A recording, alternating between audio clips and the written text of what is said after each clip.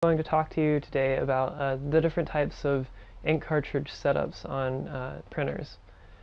Printers can have usually 2, 4, or 6 ink cartridges. There's always a black cartridge, generally a cyan and magenta and yellow cartridge setup for the other set. In a tube cartridge setup like these Hewlett-Packard cartridges, we have the black ink, and then we have one single cartridge that handles all three of the cyan, magenta, and yellow.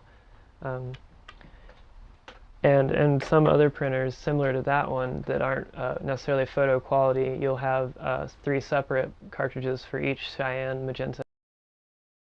On this photo printer over here, we have 6 cartridges, 1 black, 1 yellow, and then 2 for cyan and 2 for magenta, and the additional ones for each of those are special photo ink, so they make the pictures appear more glossy and vibrant than a normal printer might.